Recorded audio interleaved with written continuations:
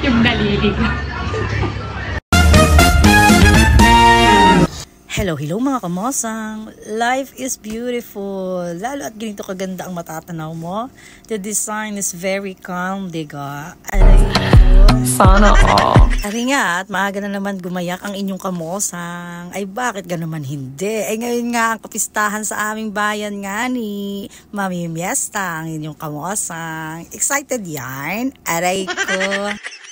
Ay dini na nga lang kami nagkita ng ating kumaring Shirley sa may 39ers din sa Valatero. Aray ko. Oh my God. Ay nag-close muna kami ngayon ha for today's video dahil nga sa pamimiestang yaan. Masisimod yan. Aray ko. Bale, nagchismisan lang kami ng kaunti diyan. Sabay nag-drive na rin pa ba yan? Ay, kita nyo naman at medyo napabilis pa nga ang drive namin dyan mga kamosang. Gutom na yan. Aray ko. Ay nang makarating nga kami ng bayan ay diretso na agad kami sa bahay ng kanyang pinsan. Nasa kasamaang palad bagay, di naman pala tukoy ng ating kumaring Shirley. Pinsan ka ba talaga? Aray ko. Ay na-stress ng slide ang inyong kamosang. Aba, aray ko. Ay ang nangyari ay sinamahan na nga lang kami ng isa pa niyang pinsan paakyat sa bahay ng Ate Mitzi. Ay pag-akyat nga namin ay aba nakahanda na ang mga kakainin. Merong adobong pata, inihaw na manok at mga desserts. Ay talagang bundat man din ang inyong mga kamosang. At talagang sinulit namin ha. Matatakaw yan. Aray ko.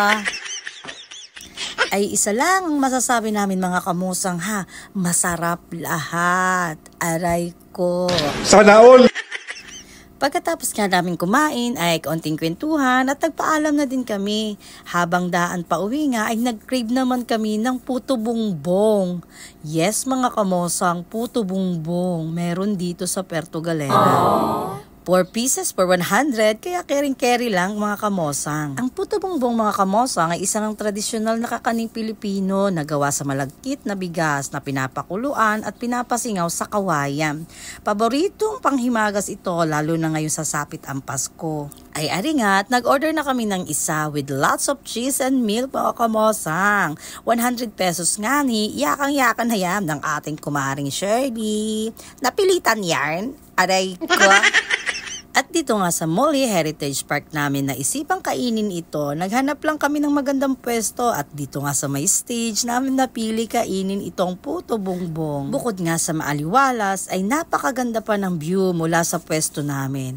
Ay wag nyo na lang pansinin ang masamang panahon mga kamosang ha. At pagka